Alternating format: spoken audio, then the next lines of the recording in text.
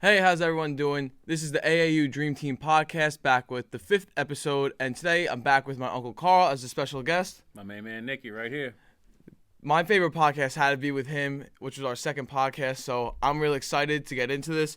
We're going to talk a little bit about LeBron and if the Lakers could possibly get to the playoffs, the championship, whatnot.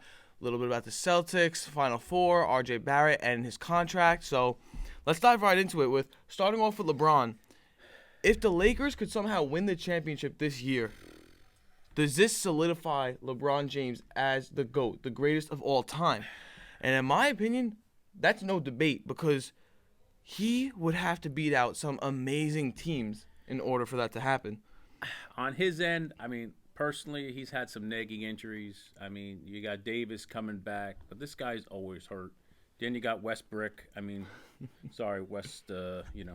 Westbrook there. Westbrook, but I call him Westbrook. What is this guy? They benched him in the fourth quarter of games. I don't know, man. And LeBron's doing everything. Like I said, this guy's averaging 37 minutes a game at his age, at 37 years old, still killing it. Might be in for the scoring title for 30 points a game, 8 boards, still 6 assists, still dishing the ball out. But when you think about the Western Conference, look how many teams they got to go through. What are they, like 10th right now? They got right. As of last night, they just fell out of the playing spot, so they're 11th.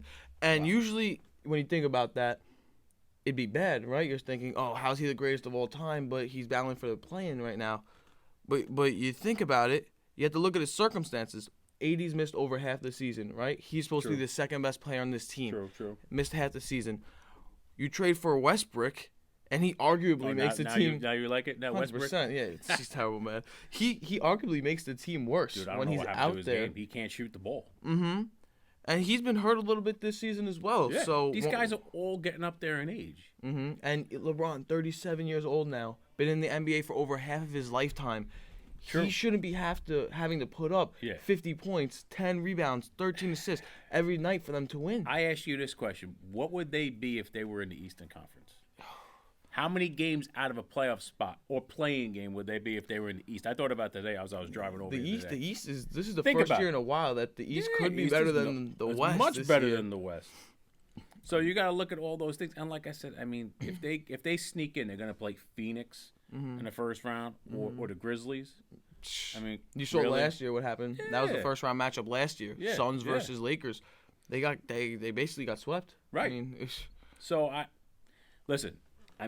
We'll go through the history. You know what he's done. 4-time Finals MVP.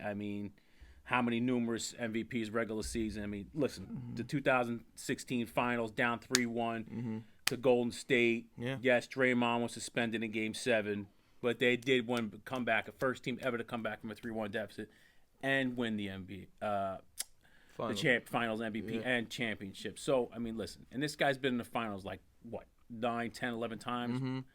So I think he made it before when he first signed with the Lakers. He made it to the finals 10 times in a row, which is some people spend their whole NBA career not even being able to make it to the finals. And those other things too, how good were those Cleveland teams?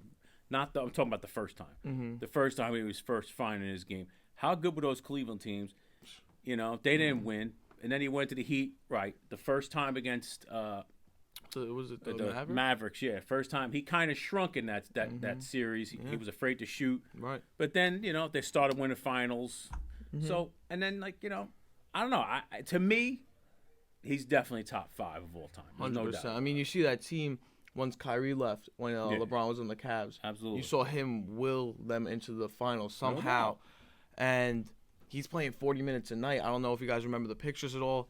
He's having to put tape ice bags to his knees after. No doubt. He's an old guy. He's still arguably one of the best players in the game today, but when you're up in that age, you shouldn't be having to play this many minutes. It takes so much wear and tear on your body. Agreed. I definitely say he's probably the greatest athlete of all time. That's a great way to put it. Mm-hmm. For a guy his size and to still be able to do what he does at his level, definitely the greatest athlete of all time. The greatest NBA player of all time?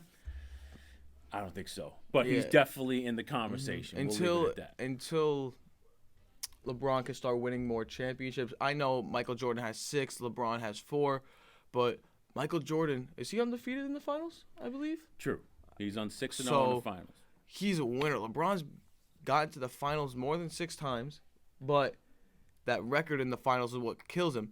I think if he can get one more championship and become first in scoring, that's what a lot of people say. And I agree, because then how are you going to argue? He has one less championship. Right. Well, he's definitely on pace to break Kareem Abdul-Jabbar's all-time points leader next year. But, and he's going to play at least 2 more years because his son, he wants to be able to play with his son. His son has to go through 1 year of college at least and then get drafted. I mean, I think what's more disappointing is those Miami Heat teams. I mean, they only won 2-2 in the finals. They should have won a lot more, in my opinion. Listen, and that's why that's where I think he loses his credibility as far as the greatest players of all time. Right. Because, I don't know. I just think he should have won more. Yeah, what if he stayed on the Heat? Who knows? He would have won more. He left the team at the wrong time. Pat Riley, look what he did for that team after they left. Got Butler in there, and they drafted, and they went to the finals. And this year, who knows? They were number 1 seed all year. Yeah, so, that team's pretty tough. Pat Riley, he knows what he's doing. Yeah, but back to LeBron. I mean, think of some of the teams he would have to beat this year. He'd have to beat out the Suns, the Grizzlies, the Warriors, Dallas, Denver, even Utah. But you heard that Curry's out for the year. That foot. He's out. They're saying hopefully he can return for the playoffs, but who knows? Because if they don't have Curry for the first round of the playoffs, would they be playing, like a 6th, 4th, somewhere around there? I think right now they're either 2nd or 3rd. I think they're 3rd seed, 2nd or 3rd seed right now, but they're falling fast. They haven't been playing that well. Without Draymond on the court, it hurts them. So, but still, even if they had to match up against a healthy Warriors team in the 2nd round or so, that scares me. Tall order for sure. And he would have to carry the team, LeBron, because my key concerns is Anthony Davis healthy, and is Russell Westbrook playing like the Russell Westbrook we've seen in the previous seasons? I don't know. I mean, can he turn it up? He can't shoot. He can't. They can't trust. That limits his game. And Vogel's put him on the bench in the 4th quarter. Why don't you put your superstar player on the bench in the 4th quarter in a tight game? Because you're afraid he can't shoot. The guy is, no disrespect, but the man can't shoot. Yeah, and that limits your game because now defenders, he's crazy athletic. So when he could shoot before, the defenders would have to play up on him. They're going to leave him open. Exactly. He before was able to blow by them with his quick, explosive speed. Now they know all he can do is probably dunk on me. Right. So I'm going to play back, force him to shoot. And Westbrook is Westbrook. Yeah. He's going to shoot if he's open, and he's going to clank off the top of the backboard every single time. So when he's not clanking off the backboard, he's committing turnovers. So in the playoffs, is he committing turnovers? Is he clanking off the backboard? Or he's not even finishing at a high rate at the rim anymore. He's finishing at like 50%. Yeah, he's diminished a lot. So I think LeBron needs to sit with him, take a second, and say, listen, you are Russell Westbrook. Like, you don't have to do anything. You're on a team with Anthony Davis just came back last night. You're on a team with Anthony Davis and LeBron James. You don't have to be the focal point of the offense just anymore. calm down, stand back. You're not you're the 3rd option on this team, basically. Yeah, but he's bred to go 100% all the time. That's part of his drawback. As an older player, his skills are diminished, and he only knows to go balls to the wall. Right, exactly. And the only reason we have to worry about this is because they traded away all their role players because they were in such a win-now mode. I just think they gambled on guys that were older, and I think it's bit them, and it's going to set them back for years to come. Right. With the Anthony Davis trade, that I was fine with because, yes, you gave away a few young guys, right? But Anthony Davis, they brought him in the first year, and they won the championship the first year with him. In the bubble. They had their in the bubble, but they had the role players to help them out. But now with Westbrook, exactly, you trade for Westbrook because you think trading for Westbrook is going to give you the best team possible. You trade away the rest of your real role players like Harrell, Kuzma. I mean, this is the list of guys that they either didn't re-sign in free agency this year or trade away this year, last year. You got, and keep in mind, these players are not the greatest players, but they're role players that played an important part. I mean, some guys like Kentavious Caldwell-Pope, he even started on your team. So you got Alex Caruso, Kentavious Caldwell-Pope, Danny Green, Andre Drummond, Marc Gasol, Montrezl Harrell, Kyle Kuzma, Ben McLemore, Markieff Morris, Dennis Schroeder. That's 10 guys on your team. Dennis Schroeder started for you. Morris was a key bench player. Kuzma, a key bench player. Harrell would come off the bench. He'd start some games. Marc Gasol, they signed late, but he was still, a body out there compared to what you have now. Yeah, they don't have no length to me. Danny Green, too. I mean, guys... Caruso. I mean, to me, they just look slow and old. Right, 100%. And you know, in a half court game, I know it's not as much running in the playoffs, but to me, I just don't see how they match up with anybody. And that, Right. you know, LeBron, like I said, I mean, yes, he's still great, but this guy's 37 years old and he's had nagging injuries. I don't know what this guy is going to be going forward. Could he stay healthy, playing over 40 minutes in the playoffs every other day? I don't know.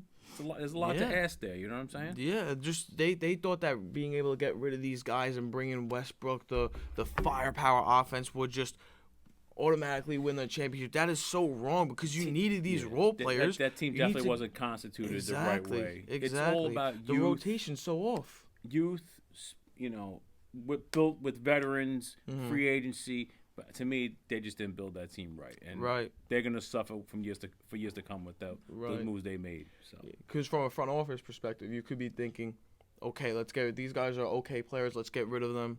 Bring in a big gun, right? But if these superstars aren't performing, then what happens? You had these role players that were giving their role player minutes and points per night, and they would perform consistently because you're not expecting 30 points a game from them. Now you got rid of them, and if one of them's not performing, a superstar. You know what I could see? I could see Damian Lillard wanting to go there next year. He wants to go to a big market. But I'm praying it's in next. LeBron's going to be 38 next year. Yeah. I mean, eventually, Father Time is going to catch up. Like I said, you've seen the nagging injuries over the past 3 seasons. I don't know. That would have worked if he wants to go there. I don't see it working because, like I said, there's a lot of old guys on that team. But who knows? We'll have to see what happens in the offseason. Right, and how's Damian Lillard going to fit? Because he's a ball-dominant player as well. True. But at the same time, if you compare two ball-dominant players, Russell Westbrook and Damian Lillard can make his shots at an exceptional rate. So I think that they're going to, like KD when he went to the Warriors, you were saying, oh, him, Clay, and Curry, all ball-dominant players. But you saw how that worked out. Kind of like how Kyrie and LeBron. Kyrie could do, you know, a lot of the work, and LeBron could take a little bit of take a little bit of a back seat a little bit on certain things, and then when they need those big shots, he'll do his thing. Right. So we'll have to see. Right, and the Lakers season has got to a point where Malik Monk and Carmelo Anthony are. You're counting on OG. You're counting on that. You're counting on the OG Melo, and Malik Monk's not bad. Don't get me wrong. I like his game, but when you're really counting on those two players to pick up the slack of a lot to ask. 13 other players, it's a lot just to ask. I mean. You got to think about it more. Before they did that trade, the Lakers front office, they should have thought about it more as Westbrook's kind of been declining. Do I really want to give away the rest of our players? They gave away some picks. I mean, he went to Washington. Nobody even knew where Westbrook was in the league when he got traded to Washington. You know what I'm saying? So that's on them, and they got a lot. They got a lot to do in the offseason. Right, right. Now transitioning from a team, the Lakers that were terrible, to a team that was terrible. In the beginning of the season. But if you watched our second episode, if you guys haven't seen that, go to the second episode and watch that. Because right now, ever since the Celtics were in about 8th place in the Eastern Conference, me and my uncle were so high on them. Most definitely. This team, I mean, a few days ago, the Boston Celtics were in 1st place. Now they're tied for 2nd in the division. So Philly has a tiebreaker, so they're ahead of them. But they're only 2 games out. Right, they're 2 games out of 1st. So, I mean... But a big win by the Heat the other night. Yes, have to give it to them. Big win by the Heat. Definitely have to give it to them. The Celtics, but nonetheless. Right. They're 3rd in the Eastern Conference, and, they're tied with the Bucks for the 2nd best record in the East, but the Bucks have the tiebreaker, so there they go, and they have 1 less loss at the same time. But their record, 47-29. Bucks record, 47-28. Heat record, 48-28. Even Toronto's playing good ball right now. The East has some good teams. I can't teams. wait for the Eastern Conference playoffs, man. That's going to be because we had Eastern Conference, us fellow, people who have been taking the back seat to the Western Conference. Now we're finally starting to see, and it's unfortunate because we're Knicks fans, but love it. Well, the East is better. Yeah, the East is better than the West this year. I mean, much better. They're balling, and so here's the thing: RJ Barrett and the Knicks fixed the Celtics season because on January 6th, the Boston Celtics lost to the Knicks on an RJ Barrett game-winning 3-point buzzer beater. He banks it in. That bumped them down to 11th place in the NBA. And then they started to come back after that. As of April 2nd, the Boston Celtics are in 3rd place in the Eastern Conference. So how did they do this? Like I said, January 6th, Boston Celtics played New York Knicks. Knicks were better than Boston at the time. The Knicks started the season That off was a while ago. strong, and that had my hopes up. But as we see now, they're not even going to make the playoffs. Great game, going back and forth the whole time. Boston took a convincing lead. All of a sudden, the Knicks come back. RJ Barrett banks in the game-winning three. Since then, their defense has stepped up big time. And when I mean big time, Yes. like you said a while ago, 2-point differential on all of the other teams. True. Robert Williams, their center, he cemented himself as one of the best defensive big men in the league. True. He really wasn't anything No, too much. I mean, but this guy's playing like 30 minutes a game. He did tear his left meniscus in his knee, yes. but from what I read today, they're very optimistic he's going to come back sooner. Yeah, about 5 to 6 weeks, give or take. Yes. Anywhere 4 to 6 Or weeks. That sooner range. than that. Yeah, I'm hoping because I like him. This team, I say it over and over, is built for the playoffs. Mm-hmm. They got length. They got great defense. They got Jaylen Brown. I mean, they got Tatum. I mean, this team is stacked, man. If I'm the Nets, I'll be honest. I would hope that the Celtics are not first place because if I'm the Nets, I can beat Philly. I can beat the Heat. But can I beat Boston? The reason I say that is because like Boston's defense is top notch. And it's not only their defense. When they got guys like Jason Tatum and Jaylen Brown, like that firepower offense, I do not want to play them. Because Tatum's showing that he's not only an offensive juggernaut, but he's a defensive beast this year. Very, very versatile. Absolutely. Jaylen Brown's one of the best two-way players in the league. No doubt. And I said this last time in the podcast, but I got to say it again. Jaylen Brown's teacher told him when he was in high school that I'll look you up in 5 years in a local county jail. This man definitely sparked something in him for sure. He's a top 5 duo in the NBA along with Jay Tatum, and I just how does that teacher feel now? Like you got to look back on that and be like, wow. Maybe that teacher saw something in him that he didn't see in himself. Exactly. Fueled him, which is what you want to see. You know? Yeah, I just would not want to face the Celtics in the first round of the playoffs. Absolutely because not. I can see the Celtics making a deep run. Oh, definitely. Jason Tatum every year just been improving. Everyone on this Celtics team, I can't wait improving.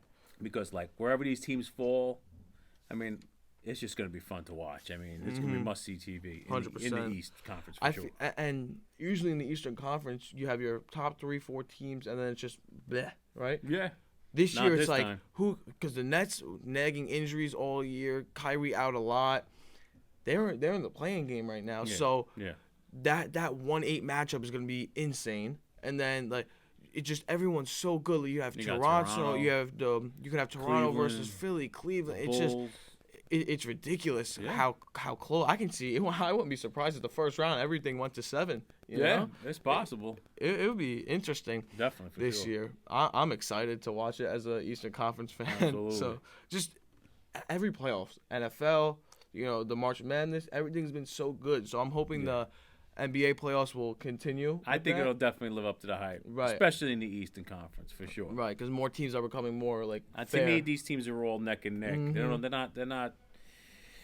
The gap is definitely close. There's not, there's not a big margin of differential between all these teams. But like I said, I definitely like the Celtics, and like I said last time when I was on your podcast, the Bucks. Right. The Greek Freak is a beast. Right. And when it's time for him to play, he's gonna step up. He's gonna do his thing. Right. Just like the Nets. Last time they played the Nets, close game, and they pulled it out. Right. He's just gonna do his thing. Giannis now developing a jump shot, and I don't mean a wide open jump shot, but against the Nets. How we just said, he hit the game step back with someone in his face guarding him. Yeah, a step back 3 to win the game. Absolutely. This man is no longer just a driving to the whole when you machine. Look what he did in the finals, 50 points a game, making those free throws, back-to-back game. I mean, this guy was just a beast. Put the team on his back and said, "Nah, we're gonna down 2-0, came back, won 4 straight." Right, and in the media, the press conference, Giannis was talking to the interviewers, and he was saying, I don't want to be just a guy who can run and do layups, run and dunk. I need to be the guy who could do that, but have a 3 in the arsenal as well. Because he's saying, if I can't shoot the 3, teams know what I'm going to do. But now that I can do that, it makes me expendable. Teams don't know what to expect. Swiss Army knife. Exactly. And I love that from a guy. No doubt. Grew up poor in Greece. One time when he first came into the league, he was sending every single paycheck to his parents. Back home, right? And he forgot that he needed money for a cab to the game. He started running from his apartment to the Bucks arena. Wow. Actually, if fans noticed who he was, they were headed to the game as well. And they gave him a ride. But 7-foot guy running through the streets. And now he just signed. Exactly. He That's just funny. signed the other year. Made him the richest contract. Wow. Richest contract in NBA history, which is awesome. Good for him, man. It's awesome. Now, if we talk about good teams in the NBA, let's talk about some bad teams. The Knicks. Yikes. But not the Knicks. A specific player on the Knicks, Oh. RJ Barrett. Yes. Now, although the Knicks have been having a very, very awful season. Disappointing. Very disappointing season. There's been one shining star. And that's been RJ Barrett. He was playing okay, Yes. at a mediocre level. What people expected up until All-Star break. After All-Star break, this man has been proving that he is the real deal. He put Julius Randle in the back seat. Julius Randle, he hasn't been performing great all year, as we know. No, he can't handle the spotlight. Exactly. For sure. But this man, RJ Barrett, he's been dropping 40, 30, 20, like consistently every night. And I'm loving it because when Randle drops 40 or 30 a night, the ball is mainly in his hands. He's chucking turnovers here and there, but RJ Barrett will get those numbers, and he'll have the whole team involved as well. And what I've been seeing from the Knicks is Julius Randle's been out as of the past few games, and Obi Toppin's been replacing him.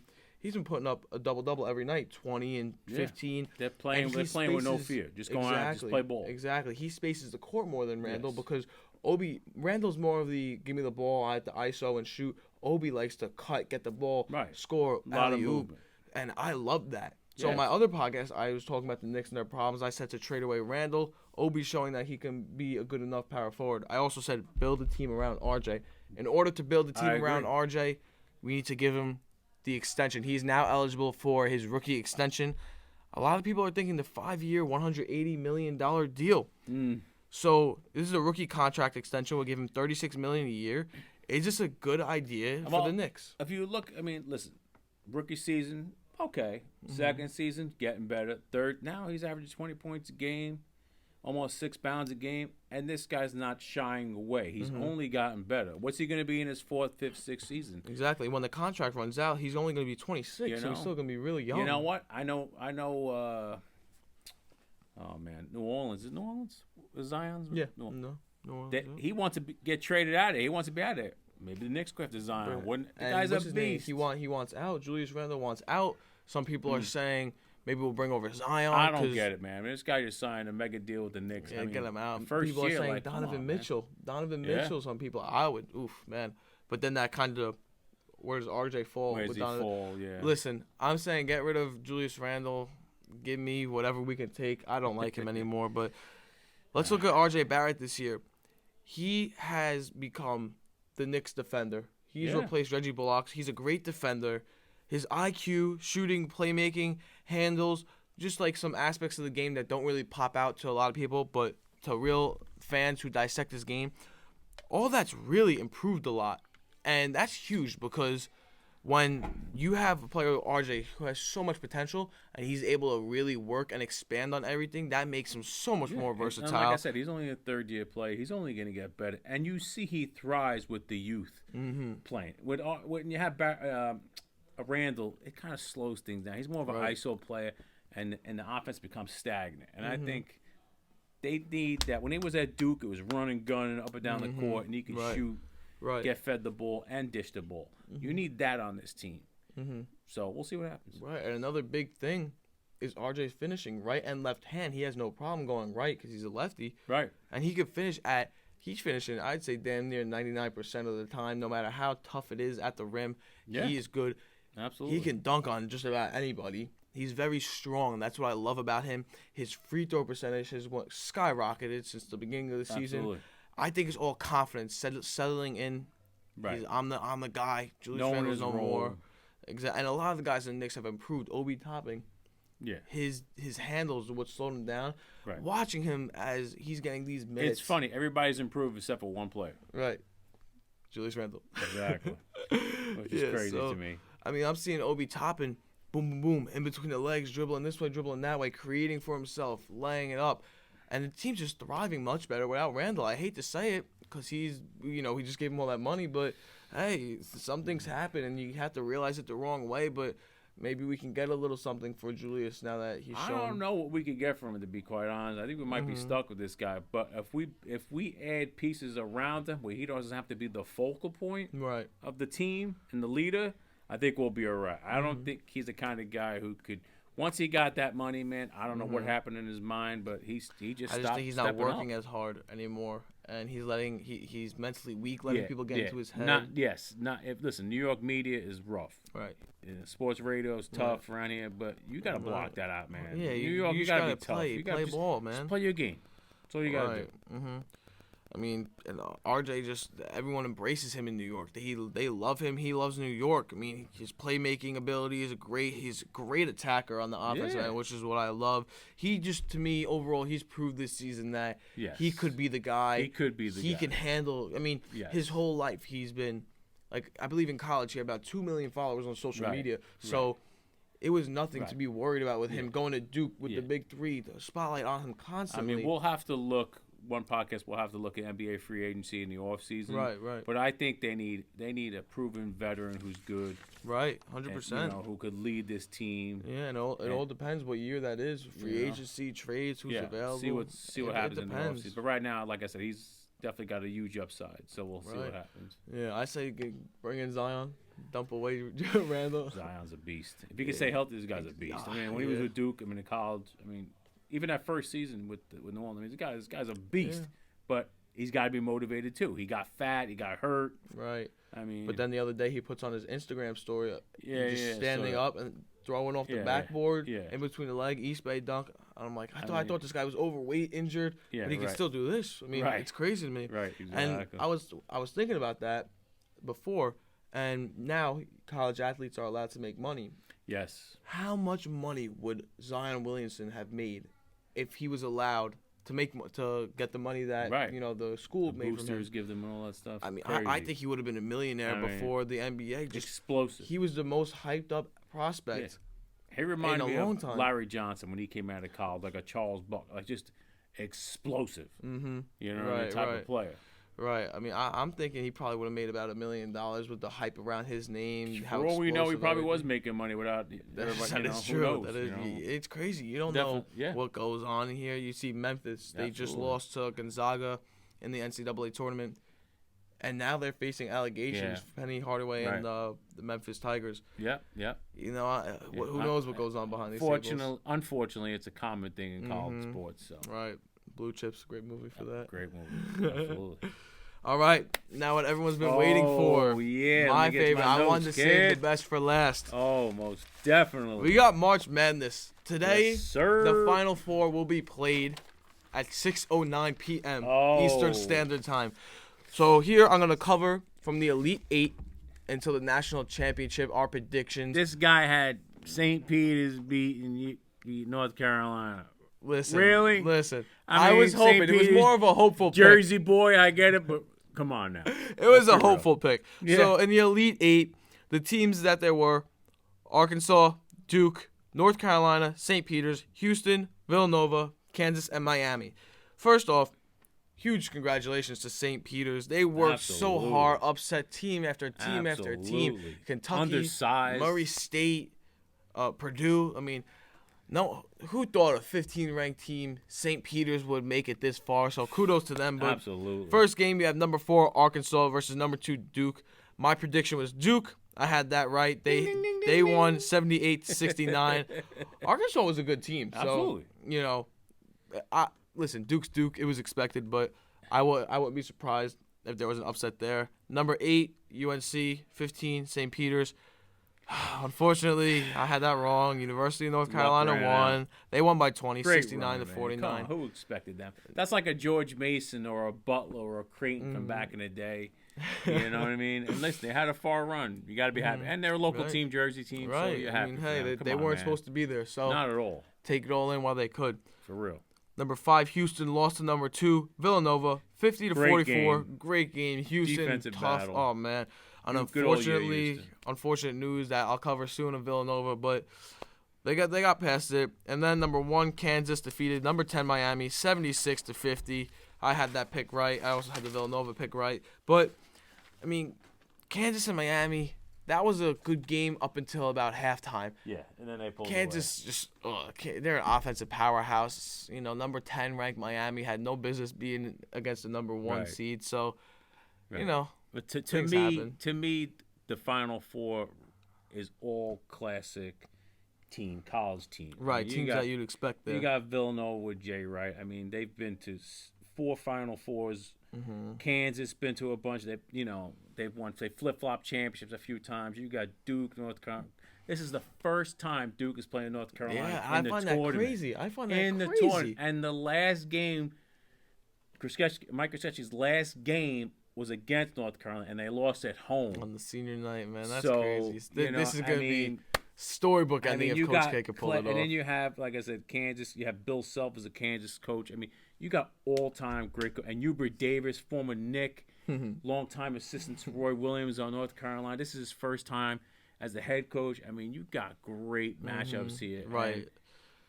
And, experience against experience right now, basically. Experience versus experience. I mean, you got. Where do we even start here? I mean, you got Coach K, been the coach since 1980. Since I started watching college basketball, this guy's been the coach. It's a long time. This is crazy. I mean, this guy's been to 13 Final Fours, has 5 champions, 13 Final Fours, and could add a 6th title this time around this year. So I mean, right. I mean, there's a lot to go by. I mean, I've read up on Villanova and Kansas. I mean, they got great defense. They got 3-point shooting. I mean, it all depends on these. To me, these games, who comes out hot. Right, and this Final Four matchup is, usually you don't see such high seeding in the Final Four nowadays. It's you'll get a 10, this you that, get a surprise team. This. You have 2 Duke, 2 Nova, 1 Kansas, and 8 University of North Carolina. But still, I mean, yes, they're 8th seed, but they've been in the Final Four time and time again. So Duke, North Carolina, Nova, Kansas are all teams with – you can't even say, this team has more experience than that team because they're all great programs. So they've all been in these big spots all the time and time again. They all know how to win. So it's not even a matchup of that. It's just who's going to be better tonight. And so my predictions is I have – Duke beating North Carolina. My score prediction is going to be a high-scoring game, 82-73. I feel Duke's going to really be looking forward to this matchup because of what they did to Coach K in his final game. Team in ACC. I think they're going to stick it to him. Next is Nova and Kansas game. Listen, I'm high on Villanova. I know that they've had to battle through some things, but that's still not going to make me change my predictions after everything that's happened. I'm going Villanova 72 over Kansas 68. That's my scoring predictions. Listen, like I said, I've been high on Nova all year. They're a really, really tough 2 seed. I don't think that they're usually not good.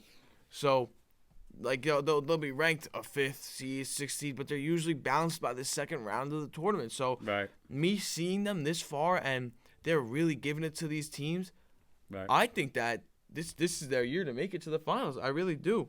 I mean, Colin Gillespie's on another level right now. He's been in there a long time, so he's the most experienced out of all these players. He knows how to win. He's been on winning teams before, and he versed North Carolina not too long ago in that crazy game. How crazy would that be? First off, you get a North Carolina Duke match, North Carolina Villanova matchup after that one championship. What was that? I forget what year it was, but I mean, North Carolina comes down with about 10 seconds left, hits a deep 3. With 4.2 seconds left, Nova comes down, bang, deep 3 to win it. I mean, absolutely. That'd be like flashbacks. That'd be something to see. But I think that Villanova has the most mature player in college basketball in Colin Gillespie. Yes. He's been in big games, already has a national championship with Villanova. So, but on the other hand, their junior guard, Justin Moore, tore his Achilles, and that's what I'm saying with what they're having to overcome. He was their best defensive player, and now he's out for the playoffs. Yeah. It's just tragic news to them because not only was he their best defensive player, but he was just one of their overall best players. Right. So how does this affect them? Because I don't know. Is he going to be that much of an effect that they're going to lose the whole thing? I don't know. I don't know. I mean, like I said, it all depends on style. It all depends on how college basketball is all about coaching. Right, 100%. What are they going to show? Are they going to show 1-3-1 defense? What are they going to 2-1-2? What are they going to show them? And like Carolina, they've been shooting the 3-point ball a lot. That's their game. Shoot the three, shoot the three. During the regular 100%. season, they weren't that type of team. Right. So what do you get from them? But Right. if I had to go, what was the other prediction you had for Kansas, Villanova? Oh, Kansas, Villanova. I had Nova winning 72-68. To me, that's the best game of the day because those two teams are evenly matched. Right. As much as I love Villanova because they're a Big East team, I got to give the edge to Kansas. Right, and I was not gonna lie, I was thinking the same thing, but just because Justin Moore will guard the best offensive player on the opposing team, so this can now lead to easy buckets for Kansas. So who's gonna step up and really be that Moore, right? Right. Who's gonna be that defensive beast? So while I was looking at this, taking my notes, I said the same thing to you. Should I give the edge to Kansas? But I honestly just didn't want to switch up on Villanova because I've been so high on them all year. It's more of a pick'em game, Right. but right. I like Duke to pull ahead of North. I think they've had a great run, got to the Final Four. Right. Nobody expected them. Right. Great run, but I think their time is run out. Right. That's Exactly. I just don't see Duke is so disciplined with everything they do. Krzyzewski, so disciplined, great coach. Those kids listen. Not taking anything away from Hubert Davis, great coach for Carolina too. But I just think this is Duke's year. Right. 100%. You just feel it. You know what yeah. I mean? Yeah. I got that too because I feel like it's written in the storybook, Right. right? I mean, Coach K last year loses senior night game, last game of the season to rivals of 20 plus years now he's been coaching, right? So I mean 40. Yeah, exactly. Or 40. That's crazy to me, man. Time. So now you come and have the opportunity the first time in your whole coaching career to play them in the Final Four. Wow. You have the chance to win, First time beat in the them, tournament. and then retire on top as a national champion. And to beat your arch rival North Carolina, Right. to go to the finals, crazy. Right. Crazy. Now you look at a team like Kansas, powerhouse of an offense. No doubt. Only one seed left in Remy the tournament. Martin was a transfer from Arizona. I mean, Great regular player. season really wasn't doing his thing, but now this guy is stepping up. This guy's Right. on fire. Now, my question to you, with them being the only one seed left in the tournament, is that too much pressure? Will Kansas fold under the pressure? No, because they've been there so many times. I mean, and they got a great coaches. Bill Self is an amazing coach. They've been there so many times. I just think it comes down to who has the most talent. Right. And to me, I think they have the most talent in the tournament. That's why I like Duke versus Kansas. Right. And as much as I want to see Krzyzewski win, I like Kansas over Duke. Right. And with Moore being out, they're just going to get their way on offense, so I think pretty easily because who's going to step up, like I said before, and have to guard this offensive powerhouse, this offensive unit. Right. I don't. Will Kansas's defense, on the other hand, be able to stop Villanova? I think it's just going to be a battle of the offenses at this point because Villanova was a great defensive team. I don't know about now. They're a great offensive team. Still are a great offensive team. So, I mean, it's going to be a battle of the offenses. I do think Kansas will pull out on top, but like I said, my prediction's Nova, and it's staying Nova until the end of the game tonight. So we'll see. Well, we got about another 30, 40 minutes. I guess we'll see what happens. Exactly, right? Yeah. Stay tuned, I'm ladies excited. and gentlemen. Yep. But we'll see what happens. Yeah. Now moving on quickly to really cover Duke and North Carolina. Duke, they have to be able to stop that offense, that North Carolina offense, like you said, Shooting running the on three ball. threes, and they're consistent at it. I mean, there's a lot of guys on North Carolina that you don't want to let them get hot because they're all right, but when they get hot, they get hot. They've proven that time and time again in the tournament. So that's an offense you do not want to let get it going. And they're coming off a big win and a high-scoring game in St. Peter's. I say big win. Yes, they were favored to win, but 15 St. Peter's had so much going for them. They had so much momentum rolling for them, and they were just able to come out and steamroll over them right from the beginning, as if nothing happened. Nothing happened. So, just pulled away. is Duke going to be able on defense to stop that? I think in the first half it'll be tight. Mm-hmm. But I think going into halftime, Coach K will make the adjustments, and I just think talent will prevail.